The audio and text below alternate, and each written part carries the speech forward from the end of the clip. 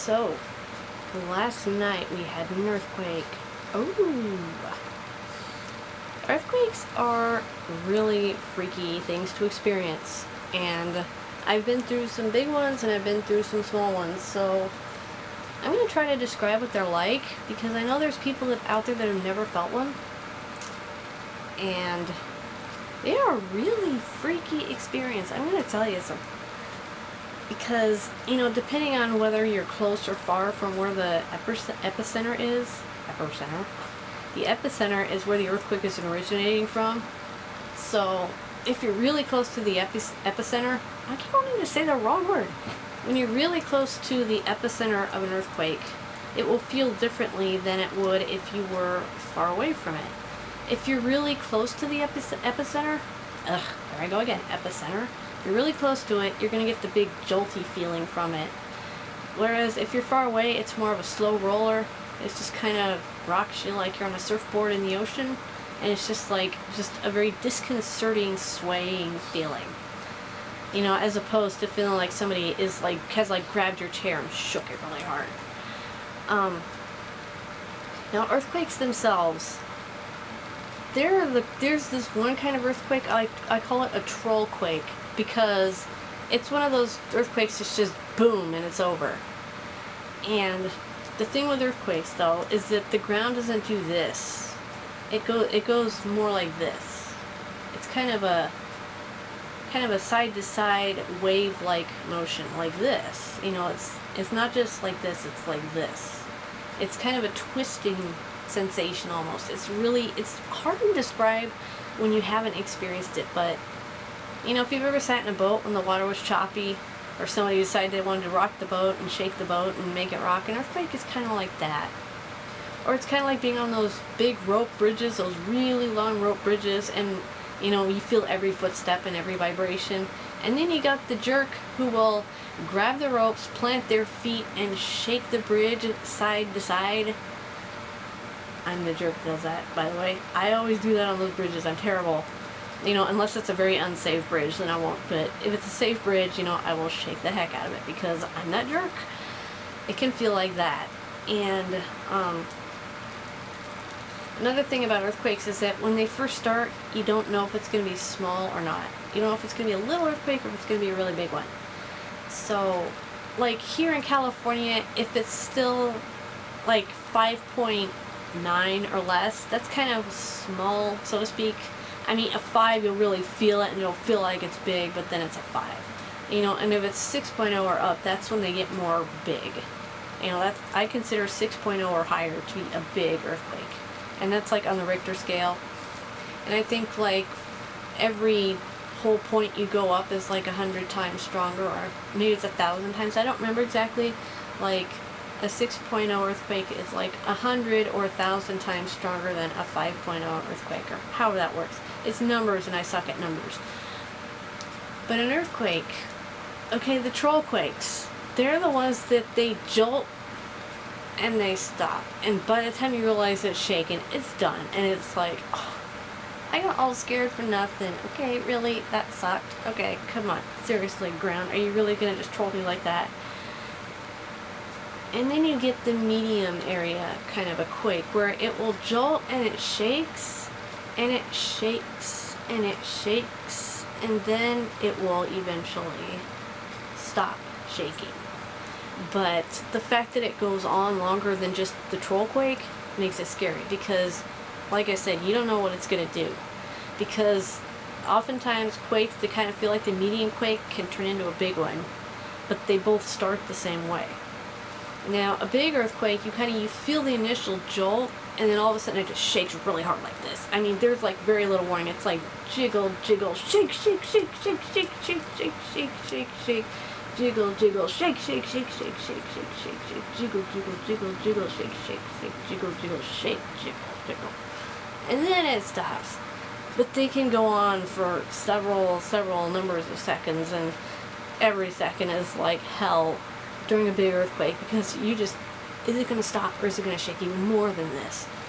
Technically, once you've had the big jolt, it's pretty much not going to get worse, but the big jolts can shake for a long time too.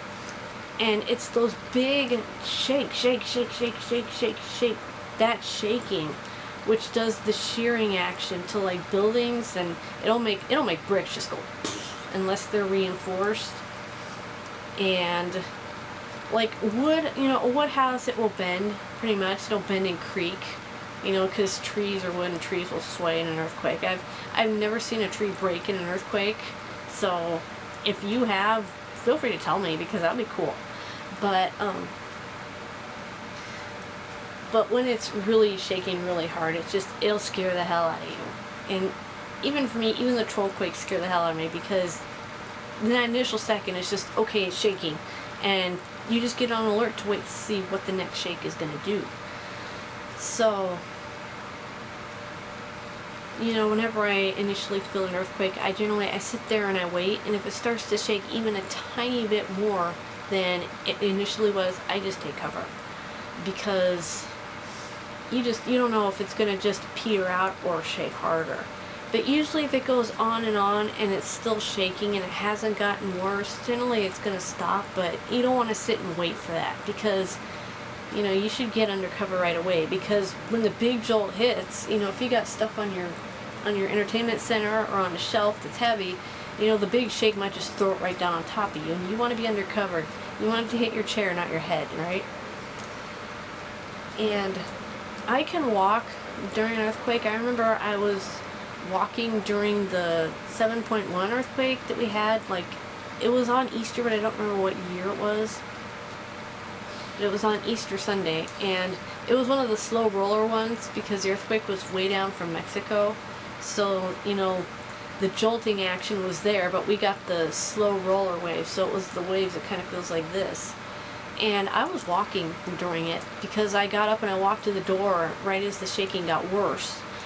And I was freaking out. I was leaning on my doorway, I wasn't doing the doorway thing, because I know that doesn't work, but, you know, I just kind of froze. I got scared and I froze, and I was like, please, please don't get worse, please don't get worse. And meanwhile, the door behind me, my back was going like this because the door was moving. And I was just pushing my back onto that door as hard as I could, like I could hold still. I was trying to hold the door still during an earthquake. Okay, logic, right? But my vestibular system is really sensitive to movement. I don't get motion sick, you know, I don't, you know, like some people do. I don't throw up. I don't really get motion sick. I like to spin and stuff like that, and I like roller coasters. But earthquakes scare me because the ground is not supposed to move, and it's moving. So my skull starts screaming. Not my ears. I don't hear physical scream, but it's like my skull is screaming. And I feel off balance. But I can walk. Because like I said, I was walking during that 7.1 Easter earthquake. And, you know, I just adjust my feet with the tilt of the ground like this, because, you know, the ground is moving. So I just kind of adjust my posture to kind of sway with it, kind of counter sway. So I was staying upright while I was walking. But not everybody can do that. So if you feel like you can't walk during an earthquake, don't. Just get down on the ground and cover your head. Or get under something sturdy, like a desk. Like this desk. But, like, you know, don't get near a window. Don't hunker down by a window, because if the window breaks, all that glass is going to fall on you, and that's going to hurt. You don't want glass in your hair and stuff like that, because even if it doesn't cut you, you know, you could scratch your head and then the glass will get in your finger or whatever, and just, yeah. I had glass in my hair before. It wasn't fun. It wasn't fun. It was terrifying. Not from an earthquake or a broken window. It was something else. Somebody broke a light fixture above me, and the glass fell in my hair. But that was a long time ago. But anyway, earthquakes are scary, and they're not a joke. And you should always try to duck and cover. Get under something sturdy, or get outside in an open field. You know, don't go outside if there's power lines above you, because if they snap and fall on you, you're gonna get fried. And the doorway myth is crap. That's just like the overpass myth with tornadoes. It doesn't work. You know, the doorway will crumble like toothpicks, and the rest of the house too, and it will kill you. So don't stand in a doorway during an earthquake. Get under something sturdy, or get outside in the open, away from buildings. Like the middle of the street is good, you know, unless there's cars and it's a busy street, then don't do that. Anyway, earthquakes. I hate them. I hate them. I hate them. I hate them. I hate earthquakes. Bye.